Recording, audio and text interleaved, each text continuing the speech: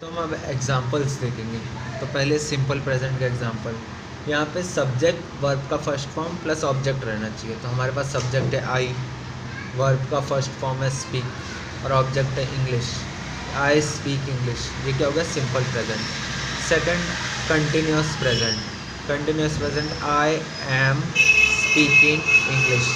यहाँ पे subject verb ING में रहना चाहिए प्लस ऑब्जेक्ट और एम इज आर लगना चाहिए, एम लग रहा है तो आई एम स्पीकिंग इंग्लिश, ये क्या हो गया continuous present. Next present perfect, I has में से हैव, स्पोकन वर्ब का थर्ड फॉर्म और इंग्लिश, तो ये हो गया प्रेजेंट परफेक्ट। और फोर्थ है प्रेजेंट कंटिन्यूस या प्रेजेंट परफेक्ट कंटिन्यूस। तो यहाँ पे आई हैज़ में से हैव, बीन, स्पीकिंग आईएनजी लगना चाहिए इसलिए स्पीकिंग और object English, I have been speaking English, ये क्या हो गया प्रेजेंट परफेक्ट कंटिन्यूस। नेक्स्ट है पास्ट सिंपल।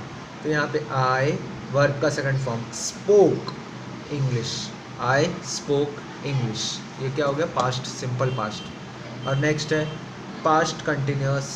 तो यहाँ पे आई वॉज वेयर में से was speaking English, I was speaking English, ये हो गया पास्ट कंटिन्यूस।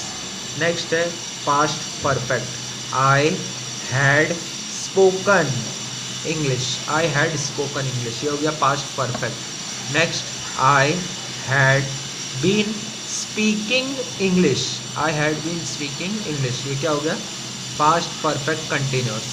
नेक्स्ट है future simple, simple future, I will shall में से will shall speak English, I will speak English या आई शैल स्पीक इंग्लिश, ये क्या हो गया simple future. Next future continuous, I will shall में से विल या शैल कोई भी यूज़ करो, be speaking English, I will be speaking English, ये क्या हो गया फ्यूचर कंटिन्यूस।